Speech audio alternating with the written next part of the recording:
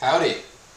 This is the first video I'm making in a long time that actually involves me speaking to the camera, so I am wanting to say hello.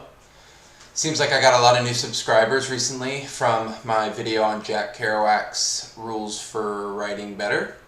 Those come from a list Jack had compiled himself of sort of advice of how to write and how he thinks about writing.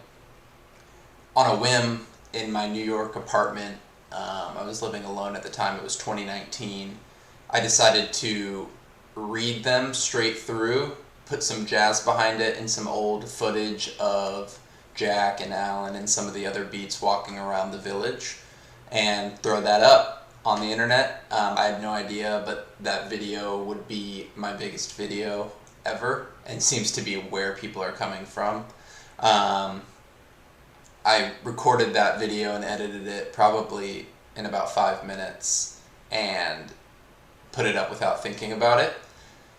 And yeah, so it's kind of crazy to think about.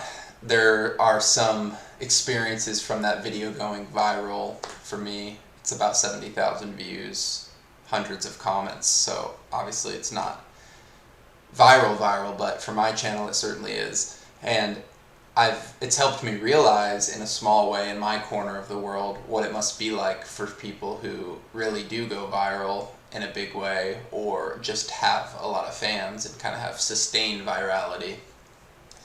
Because yeah, for the most part it's people just sort of chiming in with their favorite stories about Jack Kerouac, or his appearance on the Steve Allen Show, or William F. Buckley's Firing Line. Just leaving some thoughts about writing, kind of cool community stuff you would expect. On the Road's my favorite book, that kind of thing. And then you see people whose impulse is to, I don't know, pick at people online or something, which luckily for me, it doesn't really affect me that much. But even for someone like me who can kind of laugh about that, it does suck when I wake up and I get an email with someone saying I mispronounced a word on a whim when I recorded this thing. And yeah, it's silly. There's certain words we're going to all mispronounce. And I mean, I appreciate it. Some people pointed out typos in my captions, which again, is totally fine. It's been interesting to see. But anyway, welcome if you came from that video to my channel. I started this channel I think in 2018, maybe 2019.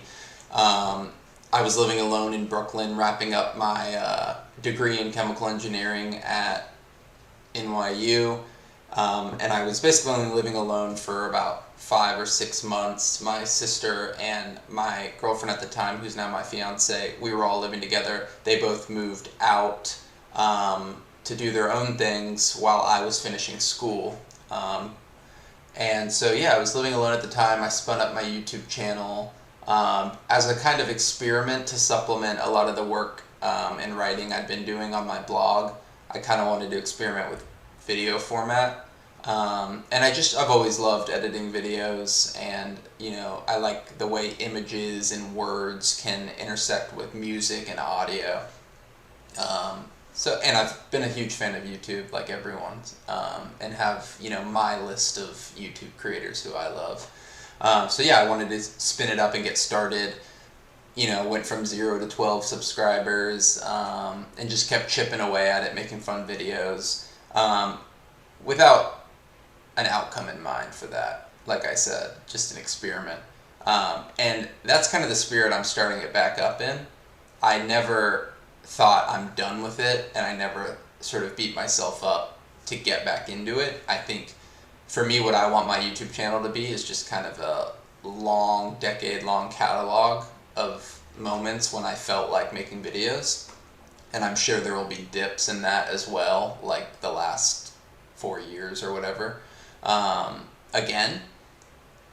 But yeah, so I'm kind of bringing that spirit to hopefully start making some videos again. We'll see, of course. I've been writing a lot, so my Substack is readpolymathematics.substack.com, and my blog, which I've been writing at since 2017, is polymathematics.blog.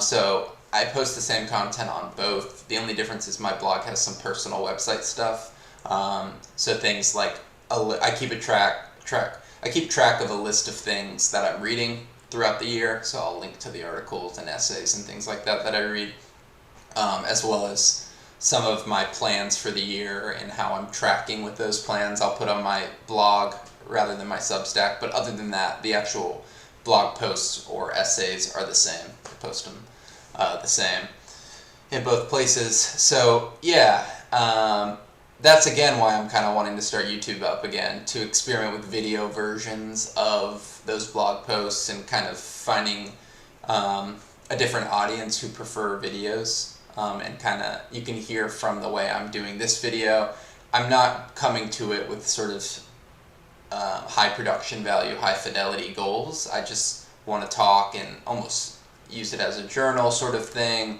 and kind of have a more free-flowing format and medium for myself, rather than the way I approach essays, which tends to be more critical and time-consuming and a lot more editing involved. So yeah, that's my plan. And with that said, I want to get started with the first video here, which is going to be one of my roundups. So basically, on my blog since early last year, I started doing these roundup posts once a month. That would basically be a retrospective look on the previous month and a compilation of articles, essays, and other written content, as well as podcast episodes or specific videos that I found that month that I think are worth sharing. So kind of a roundup of stuff I'm liking from the previous month, as well as I've done like recommendations for Twitter followers if you're on Twitter. So cool people and projects that I'm finding online as well. I'll use the roundup post for that. And then they tend to have some personal updates too, like on personal side projects and things like that. So yeah, I want to make the January 2023 roundup video. The post is already out, like I said. If you go to readpolymathematics.substack.com or polymathematics.blog, you can read it and see the links and everything. I'll link that below. But yeah, I just want to talk a little bit about them. So we're starting with the podcast recommendations. The first one for January was a new podcast called Moment of Zen. This podcast is newer. At the time I put this January roundup up, I think they had like 4,500 subscribers on their YouTube channel. And I really do think they're going to be very big, like on the level of Lex Friedman, that kind of thing. I think that's where they're going. They're kind of like an alternative to the All In podcast, if you're familiar with that, which, you know, is a group of 4 friends, venture capitalists. They talk startup investment, the macro economy, and then cultural things and political things too. So Moment of Zen is kind of like an alternative. I mean, they can be complementary too. It's these 4 guys. I don't know much about their background, to be honest, but they seem interesting. They're definitely Silicon Valley people, and I get the sense that they're investors as well. I haven't sort of gone deep on their backgrounds, but they seem like sharp people to me, and they've had interesting guests on, which I feel like is a good signal, rather than doing all that research on who am I listening to. Just listen and see what kind of guests they're interested in bringing on. So that tells you one thing about their background and their intentions, and their curiosity.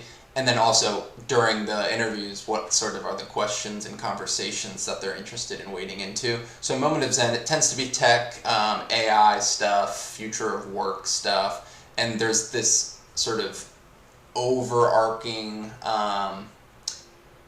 prediction and commentary and critique of the culture right now, the managerial class, the U.S. politically and culturally, where we are, where we're heading. So there's kind of that running through their discussions of tech and the future of work and things like that.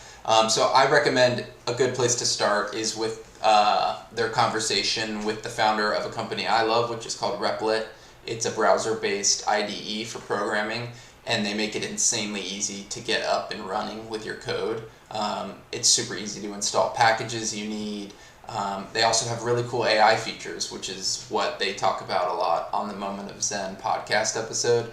So Replit just rolled out a new a new product really called Ghostwriter, which is like ChatGPT, kind of the way people have been using ChatGPT as a pair programmer. Ghostwriter is Replit's version of sort of a coding assistant based on large language models, and it's really good. I've been using it and experimenting with it, and literally just yesterday they rolled out the Ghostwriter chat, which mirrors that ChatGPT user interface. Whereas before, it was kind of a right-click, generate code, enter prompt, and it would give you some code, but you couldn't talk to it like you would a human or ChatGPT.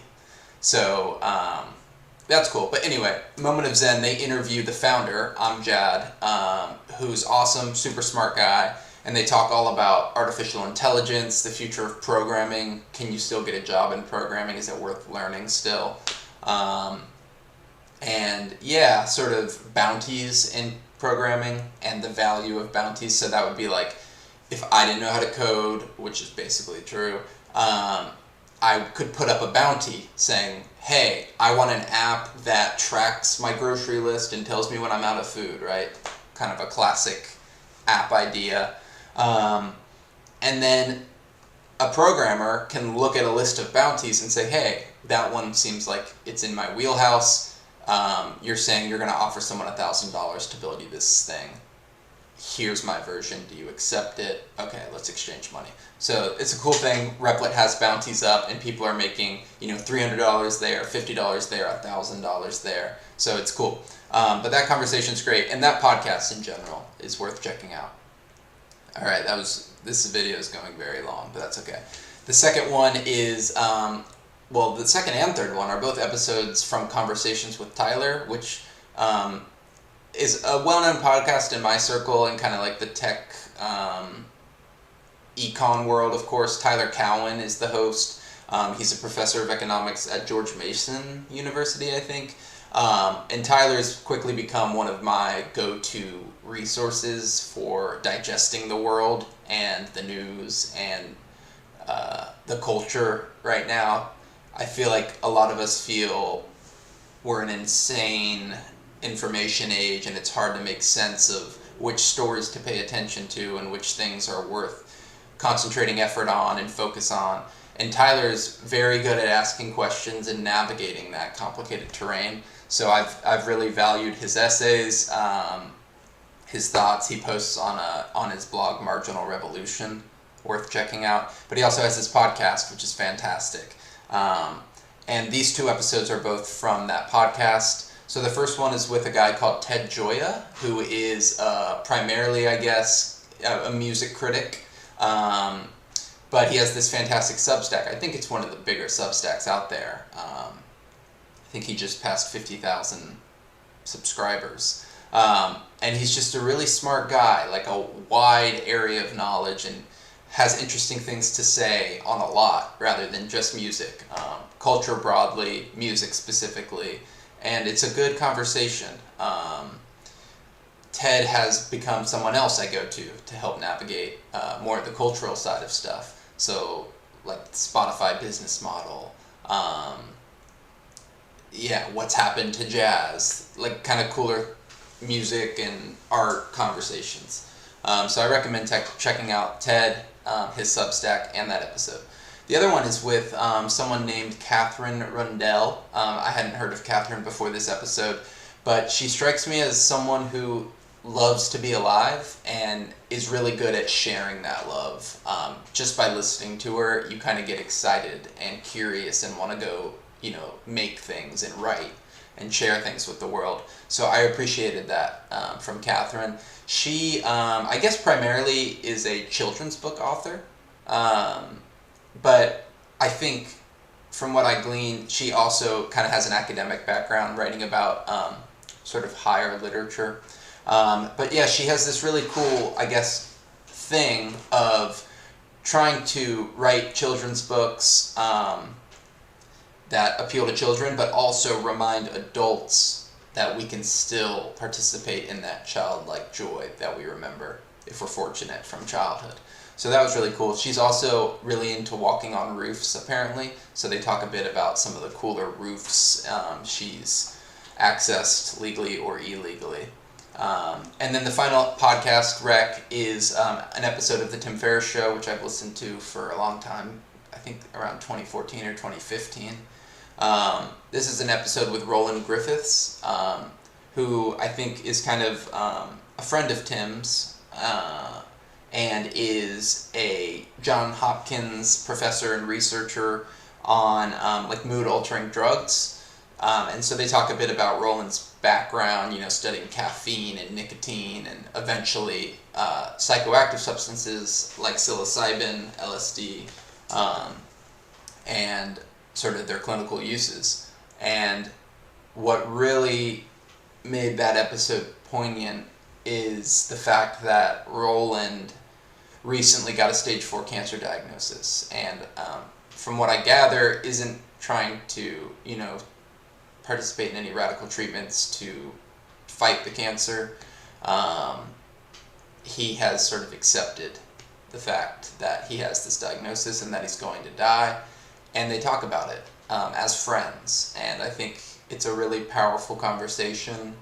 We're all dying, some of us faster than others, and Roland has a very appreciable amount of perspective on it and mindfulness about it. So yeah, check that one out. It's heavy, but worth it.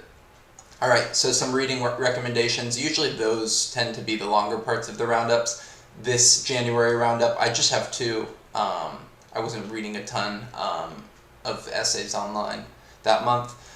So the first one is a post from Gary Marcus, who's an AI researcher and thinker, and he's kind of someone who pushes back on hype, on AI hype, I guess is the plain way to say it. So he's not the first one to say, oh my gosh, ChatGPT is sentient, or like the Google engineer who got fired for basically wanting to defend the sentience of their AI. Gary's kind of the opposite of that. He's very measured and logical about it, and is a good voice to follow if you're into AI, because you need that perspective to keep you grounded. Gary has a great Substack. I also recommend following him on Twitter, but he posted this summary of this huge AI debate with a bunch of prominent AI voices, meaning humans who talk and write about AI. They had a panel discussion and debate about some of the topical controversies, and this is a summary of that in written form, and then also the video is available.